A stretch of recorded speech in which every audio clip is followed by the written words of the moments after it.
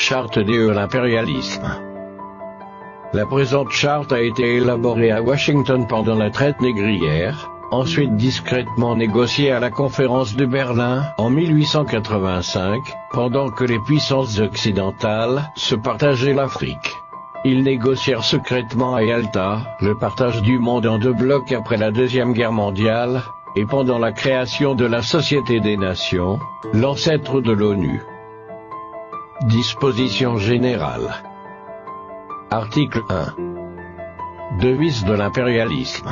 Gouverner le monde et contrôler les richesses de la planète. Notre politique est de diviser pour mieux régner, dominer, exploiter et piller pour remplir nos banques, et faire d'elles les plus puissantes du monde. Article 2. Aucun pays du tiers-monde ne constitue un État souverain et indépendant. Article 3.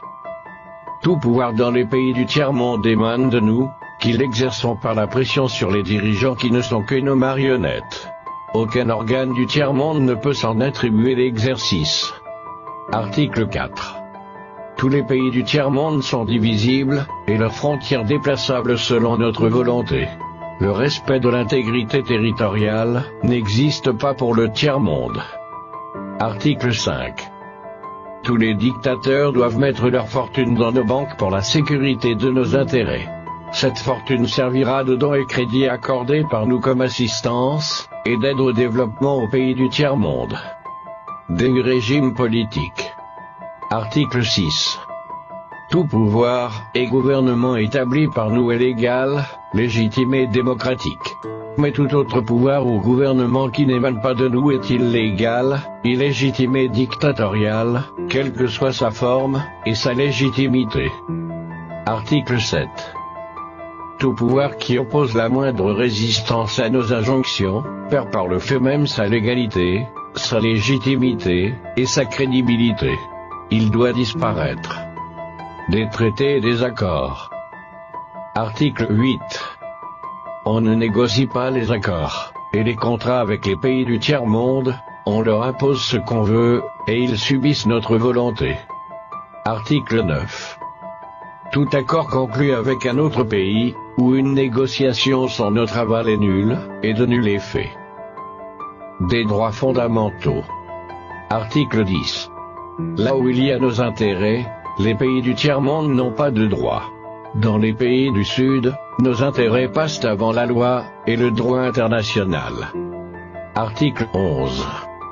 La liberté d'expression, la liberté d'association, et les droits de l'homme, n'ont de sens que dans le pays où les dirigeants s'opposent à notre volonté. Article 12. Les peuples du tiers-monde n'ont pas d'opinion, ni de droit, ils subissent notre loi et notre droit. Article 13.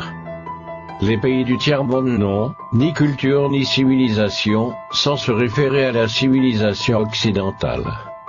Article 14. On ne parle pas de génocide, de massacre ni de crimes de guerre ou de crimes contre l'humanité dans les pays où nos intérêts sont garantis, même si le nombre des victimes est très important. Des finances publiques. Article 15. Dans les pays du tiers-monde, nul n'a le droit de mettre dans leur banque un montant d'argent au-dessus du plafond que nous avons fixé. Lorsque la fortune dépasse le plafond, on la dépose dans l'une de nos banques pour que les bénéfices retournent sous forme de prêts ou d'aide économique au développement en espèces ou en nature. Article 16. N'auront droit à l'aide précitée les pays dont les dirigeants font preuve d'une soumission totale à nous, nos marionnettes et nos valets. Article 17. Notre aide doit être accompagnée des recommandations fortes de nature à empêcher et briser toute action de développement des pays du tiers-monde. Des traités militaires. Article 18. Nos armées doivent être toujours plus fortes et plus puissantes que les armées des pays du tiers-monde. La limitation et l'interdiction d'armes des destructions massives ne nous concernent pas, mais s'imposent aux autres. Article 19. Nos armées doivent s'entraider et s'unir dans la guerre contre l'armée d'un pays faible pour afficher notre suprématie, et se faire craindre par les pays du tiers-monde. Article 20. Toute intervention militaire a pour objectif de protéger nos intérêts, et ceux de nos vallées. Article 21. Toute opération d'évacuation des ressortissants des pays occidentaux cache notre mission réelle, celle de protéger nos intérêts, et ceux de nos vallées. Accords internationaux. Article 22. L'ONU est notre instrument, nous devons l'utiliser contre nos ennemis, et les pays du tiers-monde pour protéger nos intérêts. Article 23. Notre objectif est de déstabiliser et détruire les régimes qui nous sont hostiles et installer nos marionnettes sous la protection de nos militaires sous la couverture des mandats des forces de l'ONU. Article 24. Les résolutions de l'ONU sont des textes qui nous donnent le droit et les moyens de frapper, de tuer et de détruire les pays dont les dirigeants et les peuples refusent de se soumettre à nos injonctions sous la couverture des résolutions du Conseil de sécurité de l'ONU. Article 25. Notre devoir est de maintenir l'Afrique et d'autres pays du monde dans le sous-développement, la misère, la division, les guerres, le chaos pour bien les dominer, les exploiter et les piller à travers les missions des Nations Unies. Article 26.